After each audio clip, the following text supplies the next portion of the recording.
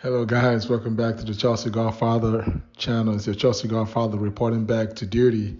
Guys, things have been happening so fast. I barely haven't had time to upload my channel. I've been away on family, duty, and while I was away at a conference, obviously I found out just like the rest of Chelsea Nation because I kept refreshing Twitter.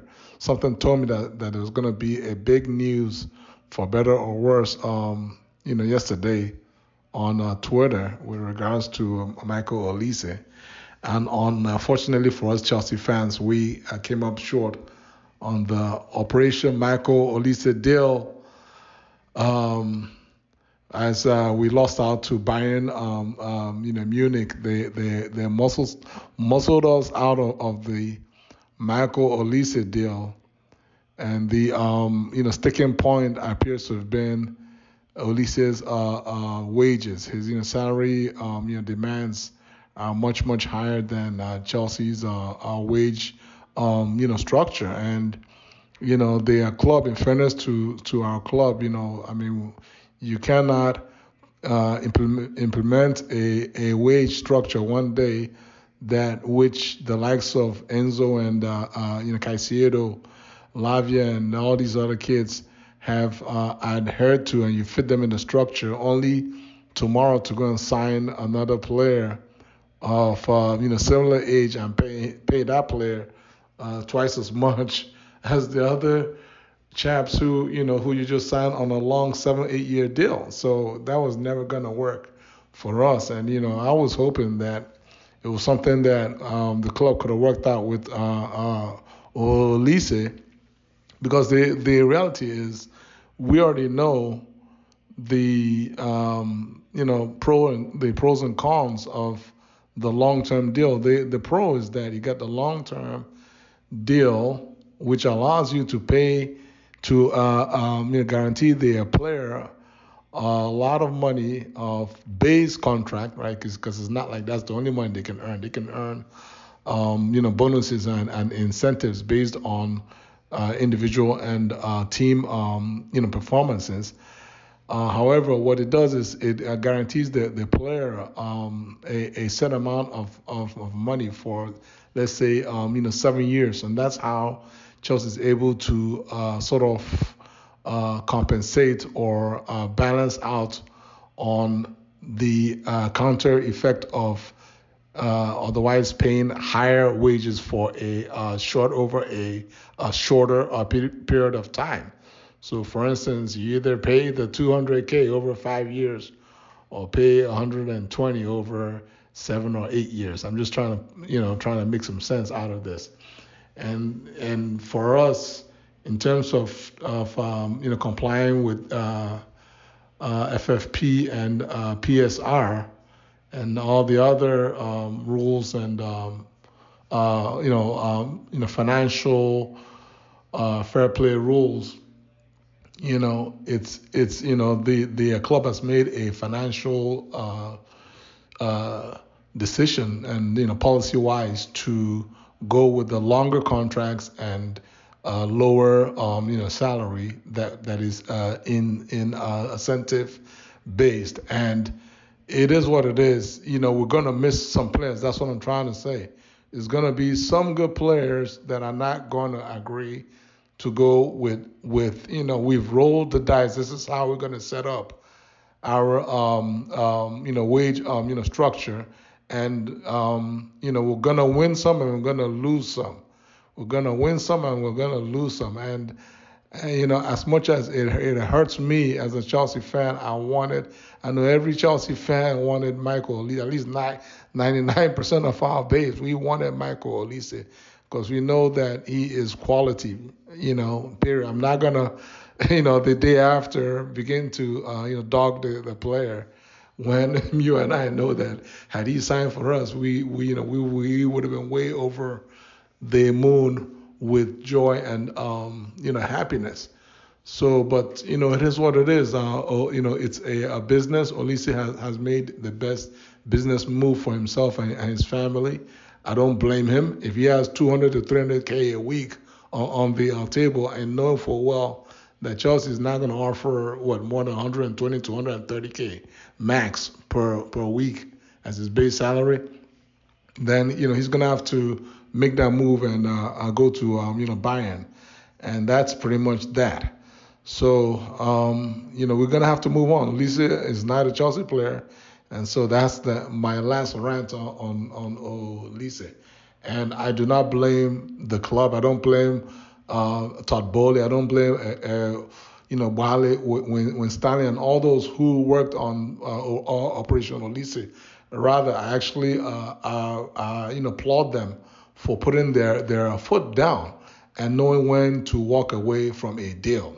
And that's just how it goes. Sometimes you have to say, you know what, this deal is not going to happen. I want it. It hurts me. But, we cannot do this deal because it's going to hurt the club more. And so we have to walk away, and he's, Bayern's player, and we have to move on. So, moving along, today's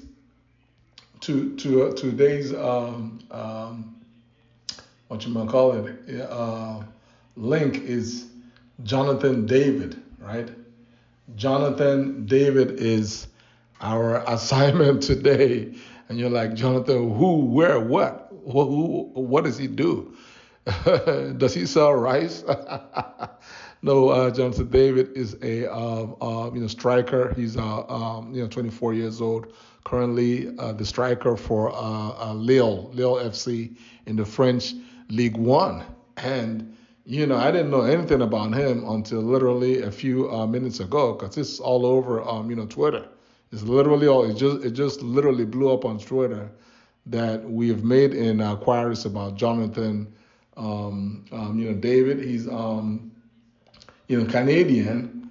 He's a Canadian striker that is based in France. And all he's done is over the last 6 years, which means he went to Belgium when he was 18 years old, right? He went to Belgium at 18 and played at, I think, Ghent, right? He played at Ghent when he was 18 years old for 2 years. And at Ghent, he scored 12 goals out of 33 goals. Out of 33 games. He had 12 goals out of 33 games in 2019. In 2019-2020, he scored 18 goals out of 27 games. So he scored 30 goals out of 60 games at Ghent in 2 seasons. That's 1 goal every other game. And then he moved to Lille for the past 4 years. He signed a 5-year contract at Lille. He's played 4 years. He only has 1 year left on the deal, which means that this is a cheap deal, period. Because if he doesn't sign a new deal and he insists to go to Chelsea, then we can get him on the free on January 1. So he's going to be dirt cheap. And in Lille, he scored 71 goals out of 146 games, and more importantly. In his first season, he scored 13 goals season 1, 15 goals season 2, 24 goals out of 37 games in season 3. And last season, he had a bit of a drop-off in League 1 and had 19 goals out of 34 games, which is good. Anyway, now some there's always going to be some, the tractors.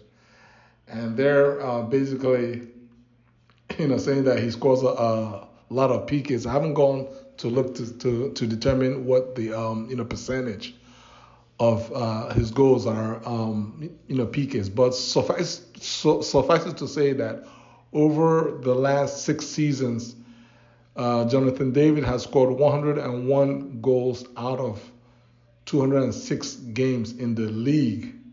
And for his career, he has 121 goals out of 266 games. And guys, I don't care whether it's PKs, no PKs. French League 1, Belgium, 121 goals is a lot of goals. And we need more goals in our team right now. The only striker that we have is Nicholas, Jackson, and we need one more guy. And there's no Osimhen, there's no Sesko.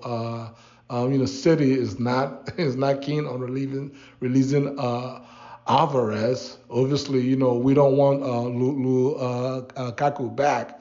So these are the kind of strikers that we are left with. And if we calm down and look at it, not only does Jonathan David have more experience than Samu or Omoro Dion. He has more experience than John Duran, but importantly, he actually has way more experience than Nicholas Jackson. That's the funny thing.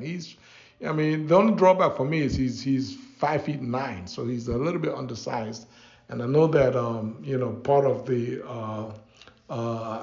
idea was to go after a taller, bigger, stronger striker to give us a little bit of a different dimension to alternate with Jackson. So, but as of right now, if he is the front runner, and then we don't know because this is Chelsea, we can wake up tomorrow and find out 2 or 3 other names. But at least I'm feeling a little bit better compared to the likes of John Duran and Samu Omoro Dion, who were willing to pay up to £42 million for a no-name, 20-year-old. This Jonathan David deal is not, should not even cost us more than 10 million. It shouldn't cost us more than 10 mil. More than or at a worst between 10 and 15 million at worst. 12.5, 13 million last. So either way, it's going to be cheap, and his wages are going to fit in to our wage structure. That's what I believe, but you just never know. Guys, how do you feel about today's news? Please like this video, share this video, subscribe to my channel. Take care. God bless you all. Peace.